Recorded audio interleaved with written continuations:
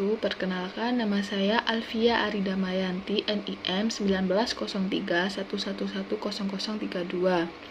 Nah, di sini saya akan menjawab pertanyaan dari Bu Nur, yaitu pertanyaan UTS. Yang pertama, pengaruh dan hubungan karakter, kompetensi, kepemimpinan dalam manajemen sumber daya manusia. Yang pertama yaitu karakter sumber daya manusia dibutuhkan adalah individu yang mampu dan sanggup berkompetensi dalam bidang, contohnya pendidikan maupun layanan jasa profesional. Tantangan yang muncul bukan hanya pada taraf untuk mampu berkompetensi, melainkan bagaimana sumber daya manusia mampu memenangkan kompetensi tersebut.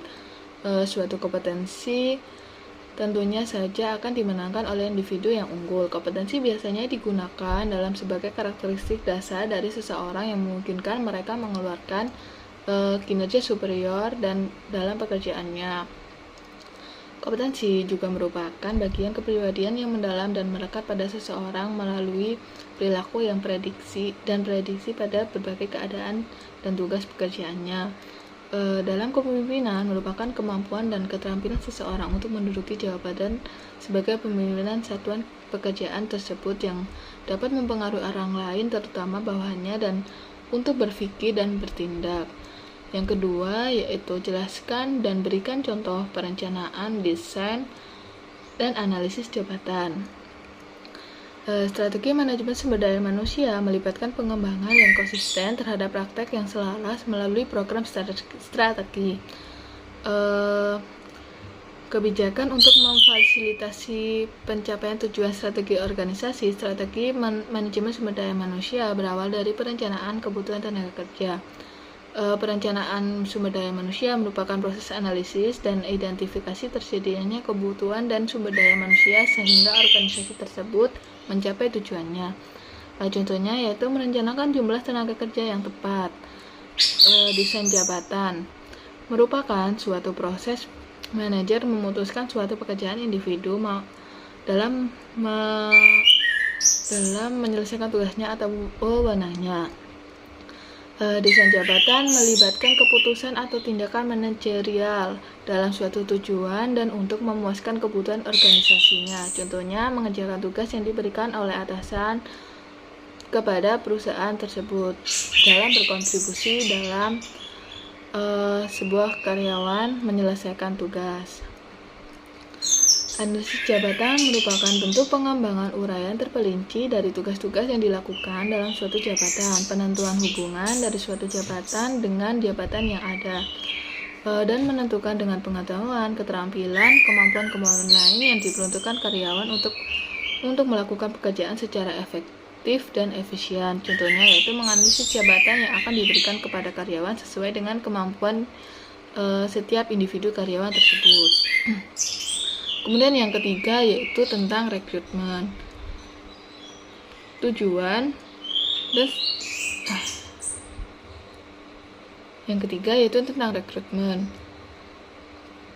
dari rekrutmen sendiri itu merupakan menyediakan jumlah tenaga kerja yang memenuhi kualifikasi dan persyaratan untuk memenuhi kebutuhan seleksi dengan tersedianya calon tenaga kerja selanjutnya dan memilih tenaga kerja yang sudah direkrut sesuai dengan proses seleksi. Kemudian saya akan menjelaskan sumber eksternal dan internal. Sumber internal yaitu karyawan yang mengisi lowongan kerja sambil dalam perusahaan dengan cara memutuskan atau memindahkan karyawan memenuhi spesifikasi pekerjaan jabatan tersebut. Pemindahan karyawan itu baik bersifat vertikal maupun bersifat horizontal. Jika masih ada karyawan yang memenuhi spesifikasi pekerjaan, sebaiknya pengisian jabatan tersebut diambil dalam perusahaan, khususnya untuk jabatan manajerial. Sedangkan sumber eksternal yaitu perekrutan tenaga kerja di luar perusahaan, yaitu contohnya kantor penempatan tenaga kerja, lembaga-lembaga pendidikan, kemudian serikat-serikat buruh. Kelemahan dari sumber internal yaitu munculnya banyak posisi yang kosong, memicu prasangka antar karyawan yang buruk. Kemudian yang ketiga, budaya pekerjaan atau perusahaan yang tidak berkembang. Keunggulan sumber internal yaitu hemat biaya waktu, Yang kedua, karyawan terbiasa dalam budaya perusahaan. Kemudian kelemahan dari sumber internal yaitu prestasi karyawan lama cenderung menurun karena tidak adanya kesempatan untuk promosi. Yang kedua yaitu